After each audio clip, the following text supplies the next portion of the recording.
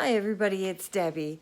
I decided that I would do a video on minimizing because I'm terrible at it. So here are just 8 different reasons why I think that it's difficult for some people to part with things. One of the big things I think perhaps that I've seen as a professional house cleaner is that people cocoon themselves with items. I don't know whether it could be a security reason. I had a time in my younger years where my house was broken into. When something like that happens to you, you surround yourself with your things or try to create a barrier so that people can't take your things. Here's a good example. This thief was in our neighborhood. He took something from just about every vehicle. And he got to mine. He probably opened the door and went, no. At first glance, it would appear there's nothing of value in it. It probably was. It was effective. I have to say it was effective. It's not good to have so much stuff just for protection. I think that, once I realized, okay, yeah, I've had things taken from me before, I tend to try to make it look like it's not inviting for a thief. And it can be done in different ways. I mean, if you've got nothing to steal, then they can't steal anything either. So I think that's probably a better method. Another huge thing is sentimental things. I am terrible at getting rid of sentimental things, and I think a lot of people are. It just clutters your life so that it's harder to live in the now. So should I part with sentimental things? All of those toys that the children don't play with anymore. It is difficult to part with that kind of thing. I think it's one of the hardest things for people to part with. And, your sentimental items might be totally different than mine. But I think the only way that I can think of that I can part with those items without feeling like I've really lost something is to do it fast and furious. I've worked for a lot of people in my house cleaning career. The reason why people have clutter is because they can't physically do it. They just can't physically move those boxes. They can't physically go through things. I really feel for people now that I've gone through this injury experience where I can't do the things I want. Here's an example. We are setting up the Christmas tree. Where's the star? Where's the beads? Where's the things we bought last year for the tree? Nowhere to be found. I mean, I went into the shed again, tried to look, but I can't physically carry boxes or sort through boxes that are heavy or drag them out of the shed. The only remedy I can think of for that is to hire somebody to help or enlist family or friends. And, we're all independent, and it's hard to do that. For me, it's really difficult to lose that independence and ask somebody to help. But I think that, in those cases, it really is really something that you have to do in order to get through things and be able to retain your sanity when it comes time to find the Christmas stuff or anything else for that matter. Don't know what happened to the Christmas stuff. I had to use the backup stuff. So those times where I go, oh, maybe I'll need that one day, proof is in the pudding. We needed the backup beads and star. So what can you do? And so that brings me to the next thing, which is I might need it one day. I have so many I might need it one day things. Quite honestly, there's been so many things that I've actually used. It has to have its limits, because if you just don't have the space, like I don't know how these tiny home people do it, never does fail. And when I part with something, then I need it. I wouldn't part with anything that's really super expensive, that would be difficult to repurchase. But if it's something that you can pick up at the dollar store, think about getting rid of it. Which leads me to the next thing, which is, I know I'm guilty of this, I'm saving it for the kids. Don't do it. Ask them. I was cleaning out an old Hope chest, and I remember my daughter saying, "Mom, what are you keeping all of that stuff for? What are you keeping it for?" And I said, "Well, I'm keeping it for you."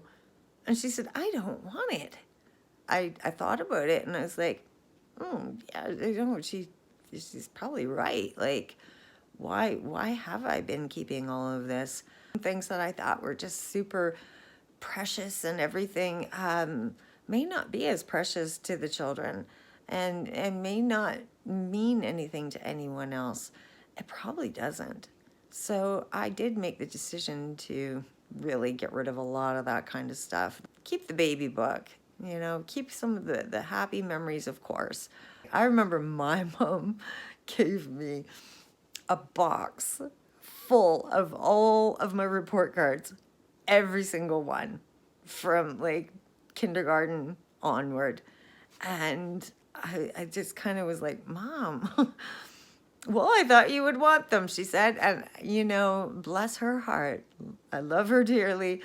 But it does make you realize, I guess, that, I'm kind of following in those footsteps. And it's just something that sometimes realization helps you to stop what you're doing. Some people don't want to get rid of things because they've lived a life with barely anything.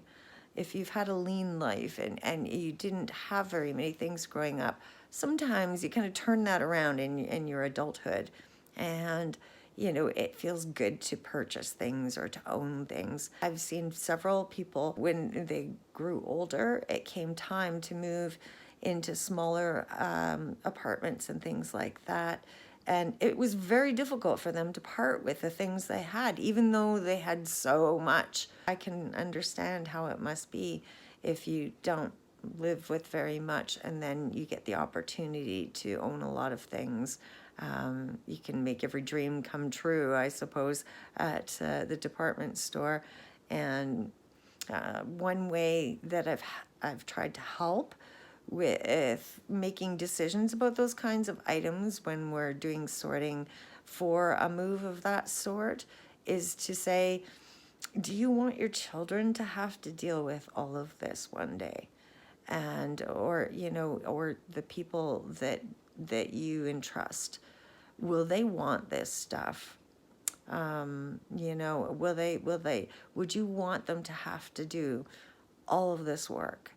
And it's not something you want to think about, but it is true. When we're gone out of this world, all of this stuff is going to be somebody else's responsibility, and I don't think that most people want that responsibility. So it's best if you can take care of it yourself. Time is sometimes so precious that perhaps there's a lot of looking at that stuff and saying, "I'll do it tomorrow," or "I'll do it next week." And sometimes the time never comes and things just, get sort of pushed aside. And I am guilty of that quite often. There comes a time when you have to make the time. So look on your calendar, find a day that there is nothing, and rather than perhaps doing other things, just get it out of the way. Just schedule something in. You need you time, but you time will be a lot more fun at home if all of that extra stuff is gone. And these are words of wisdom I have to remember from me. Maybe you've got a whole bunch of hobbies. Well, I got a whole bunch of hobbies. And I know a lot of other people that I've worked for as a house cleaner that have too many hobbies. And it can build up. There's only so many crafts a person can make. I think pretty much I could probably do a craft every day for the rest of my life with what I have. And it comes a time where you have to say, okay, no more crafting stuff gets to come in the house until I get rid of a lot of it. Which means get crafting. Don't just buy this stuff. Do something with it. See, my guilty thing, or I'm not entirely, I am entirely guilty. What am I thinking? I'm guilty of accepting a lot of crafting things from people. "Oh, would you like this fabric?" oh, would you like, these paints? I'm one of those people that are like, oh, yes, I'd love to make 1,000,000,000 quilts. I tend to take on more than I probably need. And, I always say to myself, oh, I'll give it away if I can't use it. But the day tends to not come because I think, oh, I'm going to make that next week. Oh, I'm going to make that for Christmas. It sometimes doesn't happen. Let's face it. You can only make so many crafts. If you think you're not going to genuinely use it, give it to somebody. Let them make some stuff. There's a lot of people that would love to have it. And don't put the burden on somebody else's shoulders, though. If you know that they already have too much crafting stuff, don't give it to them. You're not doing them a favor. There might be a person like me, which would lead me to the next thing. Some people can't say no. I can't say no. I'm terrible. I have a lady right now. She wants to give me a artificial Christmas tree, but I already have a Christmas tree. I don't need it. She keeps asking me to come and pick it up. And I just can't say no because I know she has no room for it. But I don't have any room for it either. I've been madly trying to think of who to give it to. So, sometimes you have to say no. And, I'd love to solve other people's problems, but it becomes my problem if I accept too much. And, as much of a bargain it is to get free stuff, sometimes you just have to say no. Don't take on other people's clutter or too much stuff that you really don't need. Why is it hard for you to minimize? Did any of those things kind of speak to you? There's probably 1,000,000,000 other reasons why people can't minimize. If we know why we're doing this and can think about the reasoning and think about what we can do to change those things, it's baby steps. I mean, especially if you have physical issues, looking at what you have, being grateful for what you have, and giving it maybe to somebody who is a lot less fortunate. Well, let's face it, some people don't have Christmas trees. Some people don't have material to make crafts for Christmas. Some people don't have the luxury of these items, and maybe we can find a good home for them. And feel good about the giving process rather than just thinking about how overwhelming it is that we can't find the ornaments for the tree or other things that we need. I spent an hour looking for that stuff. So honestly, clutter can waste your time. It can really become a burden. And I encourage everybody to take the little baby steps. If you have some great ways to help me in my decluttering issues and my inability to become a minimalist, because I would love to be one. I want more than 2 cups. I do. I'm not going to go hardcore, but I would like to become very organized and not have more than I need. So if you've got some good advice, leave it down below. If you're a minimalist, congratulations. Teach us. Have a great day. Thank you so much for watching. Subscribe if you want more videos. I wasn't feeling quite well enough to do a cleaning video for the last couple of weeks, and I've been seeing specialists and stuff, so hang in there with me. I will do some more videos in the near future, and best of the season to everybody if you celebrate.